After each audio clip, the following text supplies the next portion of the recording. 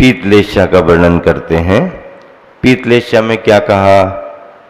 अपने कार्य और अकार्य, सेव्य और असेव्य को समझने वाला हो। पीतलेशा वाला कैसा होता है? क्या करने योग्य है और क्या करने योग्य नहीं है, ये विवेक रखेगा। चाहे वो सम्यक दृष्टि हो और चाहे मिथ्या दृष्टि हो।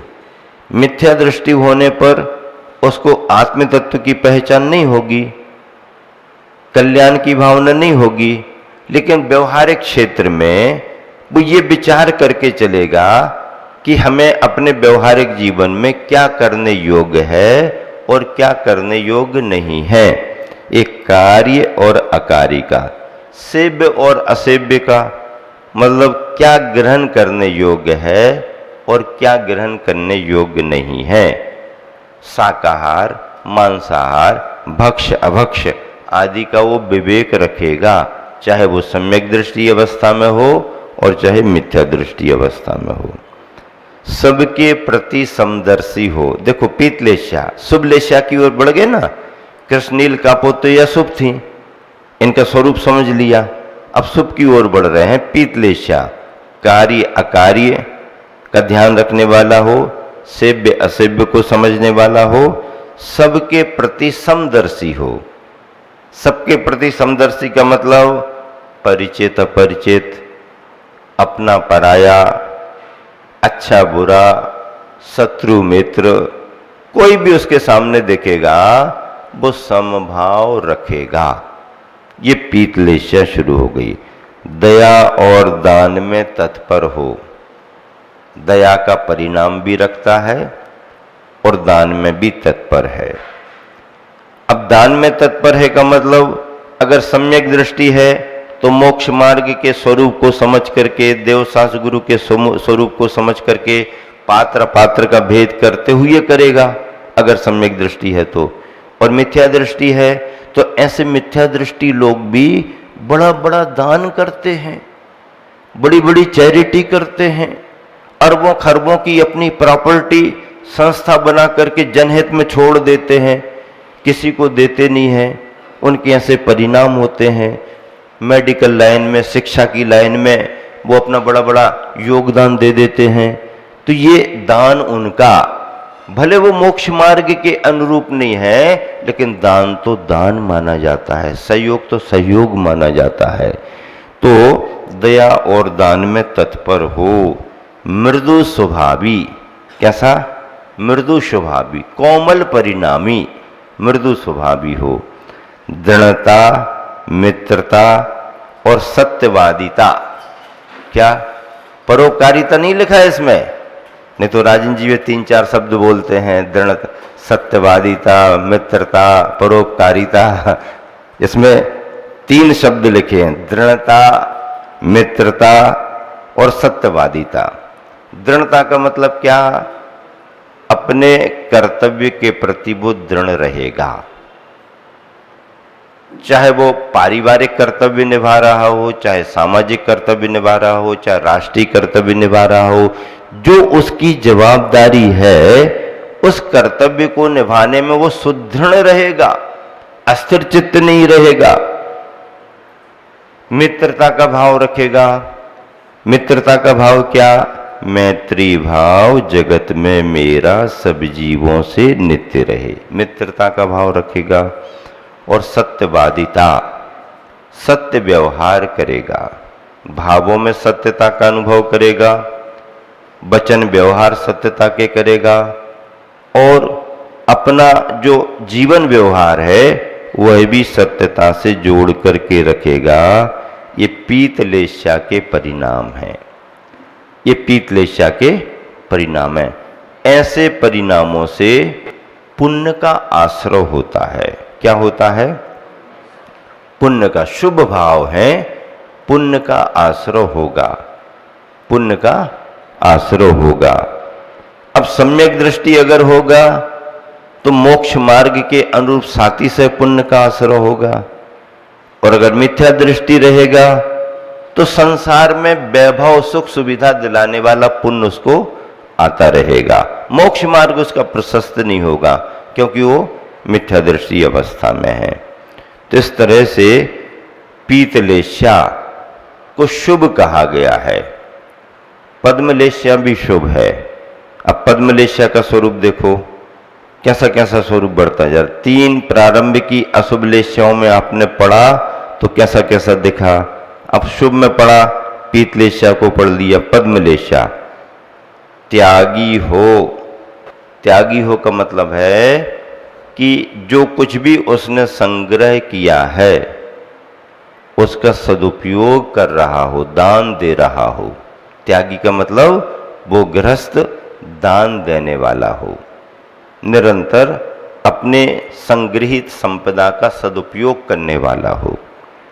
भद्र हो, भद्र का मतलब क्या, भद्र का मतलब क्या, भद्र की परिभाषा क्या बनाए?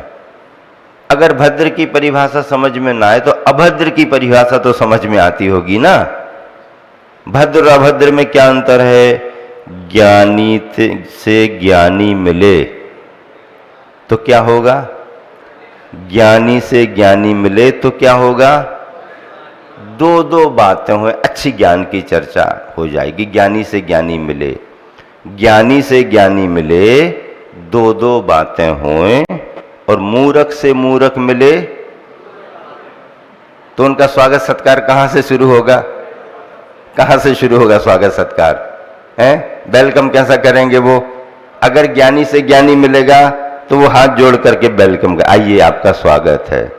स्वागत करने का तरीका ज्ञानी का हाथ जोड़ करके होगा, प्रसन्नता प्रकट करते हुए होगा, क्योंकि वो समझदार है, ज्ञानी है, शिष्टाचार का पालन करेगा।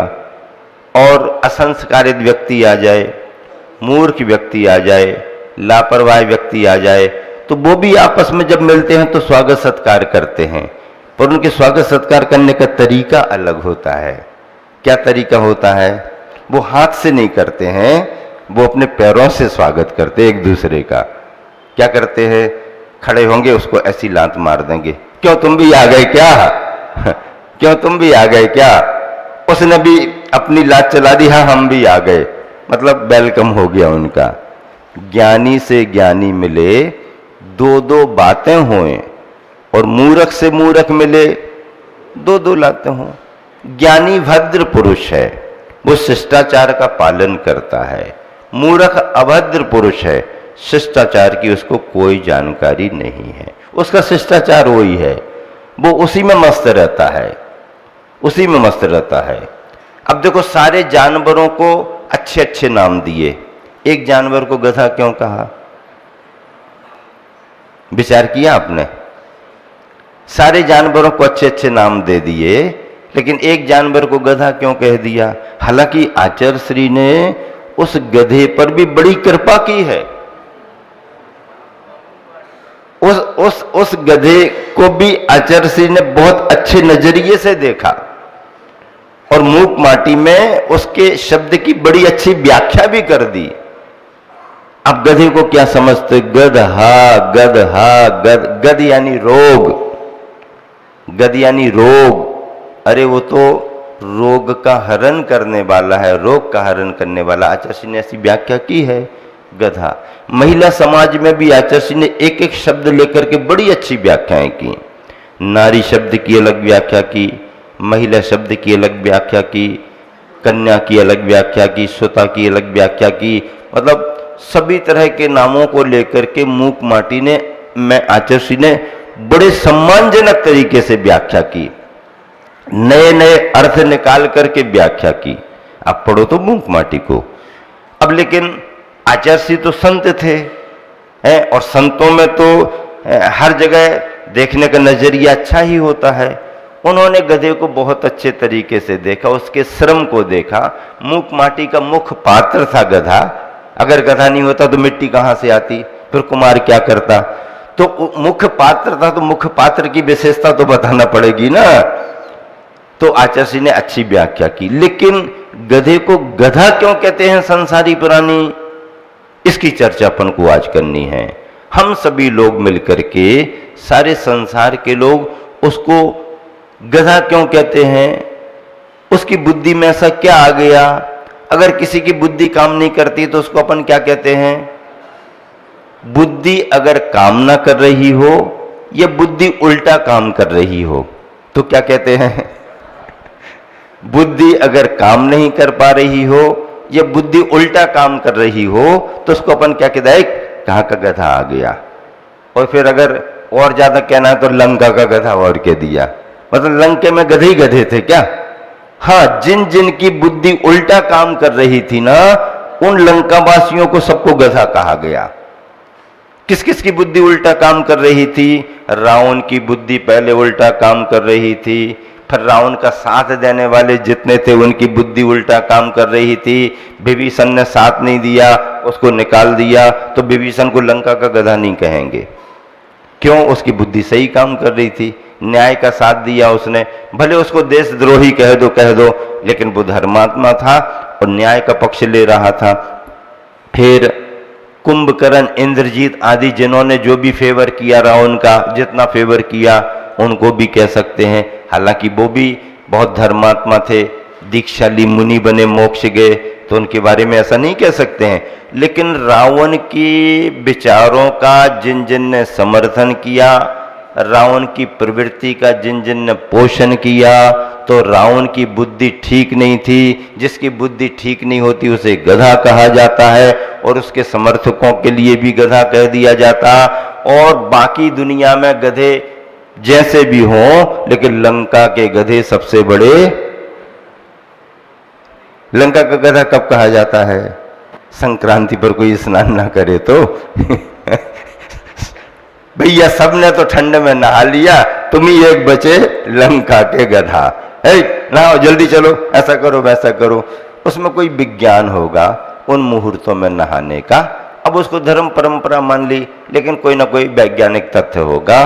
तो लंका के गधे, अब संसार ने उस जानवर को गधा कह दिया। अब इस पर रिसर्च हुई, खोजबीन हुई, किसको गधा क्यों कह दिया। उसको बुरा तो लगता होगा गधा कहने में, लेकिन गधा कहने में उसको बुरा लगता कि नहीं लगता, उसकी व्याख्या सुनो। गधे को गधा क्यों कहा? अभी देखो कौन सा महीना चल रहा है? बैसाख निकल गया, ज्येष्ठ का महीना चल रहा। गर्मी है ना, पेड़ पौधे मुरझा रहे हैं, झुलस रहे हैं, आदमी झुलस रहे हैं, सूख रहे हैं, गर्मी बढ़ रही, तापमान बढ़ रहा है। कभी 43 पर आ जाता, 44 पर, कभी 45-46 को टच करने लगता है। ऐसी गर्मी है। ऐसी गर्मी में सभी प्राणी, सभी जानवर परेशान होते हैं। लेकिन ये जो एक जानवर है, ये जानवर इन दिनों ज्यादा खुश दिखता है। बैसाख के महीने से खुश होने लगता है। जैसे चैत्र खत्म हुआ, जैसे महापुरुषों के जन्म निकले और बैसाख का महीना आया नहीं कि ये बहुत हर्षित होने लगते हैं। गर्मी बढ़ने लगती है, लोग परेशान दिखने लगते हैं। अब लोग परेशान दिख रहे हैं तो परेशानों को देख करके खुश होता है। क्या? दूसरे परेशान हो रहे हैं, इनको देख करके जो खुश होता है उसका नाम क्या है? उसका नाम क्या है? अरे दूसरों की खुशी को देख करके खुश हो, अच्छी बात है। दूसरे के दुख को देख करके दुखी हो तो विद्वान माने जाओगे। दुनिया परेशान है, ये जनाब खुश होकर के दौड़ रहे। बैसाख नंदन इनका नाम है। क्या नाम है? बैसाख में इनको बहुत आनंद आता है, बैसाख नंदन संस्कृत में इनका नाम रख दिया गया। अब ज्येष्ठ का महीना आ गया, इसमें भी बहुत खुश होते हैं। क्या मान करके खुश होते हैं? सब तरफ देखते हैं सूखा सूखा दिखता है, सब तरफ सूखा सूखा दिखता है, सब तरफ सूखा सूखा। तो क्या सोच करके खुश होता है कि मैंने सब चर लिया, सब खा लिया, सब खा लिया, सब खत्म हो गया, सब खत्म हो गया, मैंने सब खा लिया। ऐसा सोच सोच करके वो खुश होता है, मैंने सब खा लिया। सोच सोच करके खुश होता है, स्वस्थ रहता है, प्रसन्न रहता है, भाग दौड़ बहुत करता है। गर्मियों में गधे बड़े स्वस्थ रहते हैं, बीमार नहीं पड़ते, भागा दौड़ी करते, खुश रहते। क्यों? मैंने सब खा लिया, सब खा लिया, सब खा लिया, प्रसन्न रहता है। और बरसात के दिनों में जब सब तरफ हरी हरी दिखती है, हरा भरा दिखता है, हरा भरा दिखता है, हरी भरी दिखती रहे धरती चारों ओर। जब हरी भरी दिखती है धरती तो ये सोच सोच करके परेशान हो जाता है, इतना कैसे चरूंगा, इतना कैसे चर पाऊंगा, इतना कैसे चर पाऊंगा। इसी सोच सोच में, इसी चिंता में वो बीमार पड़ जाता है। तो बरसात के दिनों में ये बीमार पड़ते हैं और गर्मी के दिनों में ये परम प्रसन्न रहते हैं। क्या? परम प्रसन्न रहते हैं। तो गर्मी के दिनों में ये सोच सोच करके जो परम प्रसन्न हो कि मैंने सब खा लिया, मैंने सब चल लिया, मैंने सब चल लिया और स्वस्थ हैं, तो ऐसी बुद्धि कैसी मानी जाती है? और बरसात के दिनों में इतना मैं कैसे खा पाऊंगा, इतना मैं कैसे खा पाऊंगा, इतना मैं कैसे खा पाऊंगा, ये सोच सोच करके जो बीमार पड़ जाता है तो उसकी बुद्धि भी उल्टी मानी जाती है। तो विपरीत बुद्धि वाले को क्या कहा जाता है? ऐसा किसी जानवर की बुद्धि में नहीं आता, ऐसा और किसी जानवर की बुद्धि में आता ही नहीं है। गर्मी में वो गर्मी जैसा महसूस करता है, बरसात के दिनों में बरसात जैसा महसूस करता है। अन्य किसी प्राणी जानवर में ऐसा नहीं आता। गधे में ये विपरीतता आती है कि गर्मी के दिनों में सब सूखा सूखा देख करके मैंने सब कुछ खा लिया है, अब मैं बहुत स्वस्थ हूं, प्रसन्न हूं, ऐसा रहता है। ऐसी विपरीत बुद्धि रहती है। और बरसात के दिनों में सब तरफ हरा भरा देख करके इतना कैसे खा पाऊंगा, इतना कैसे खा पाऊंगा, सोच सोच करके विपरीत बुद्धि से वो बीमार पड़ जाता है। जिसकी विपरीत बुद्धि होती है उसे कभी लोग आचार्य महाराज गधा कह देते हैं। मुनिजन गुरुजन आदि की पूजा में प्रीति युक्त होना, गुरुओं की, मुनियों की, पंच परमेष्टि की, देव शास्त्र आदि गुरु की भक्ति में, पूजा में प्रीति युक्त परिणाम। प्रीति युक्त परिणाम का मतलब लगाव रूप परिणाम, उपेक्षा नहीं, लगाव रूप परिणाम। प्रीति युक्त परिणाम होना ये पद्मलेशा के लक्षण माने गए हैं। इस तरह से आप सभी ने पीत और पद्मलेशा के लक्षणों को सुना और 6 लेशाओं के उदाहरण को भी सुना। स्वाध्याय अपना पूरा हो गया। इस तरह से अब शुक्ल लेशा की चर्चा और आगे करेंगे और लेशाओं से आयु कर्म का बंध कैसे किस रूप में होता है इसकी चर्चा और कर लेंगे। आज स्वाध्याय इतना ही रखते हैं। महावीर भगवान।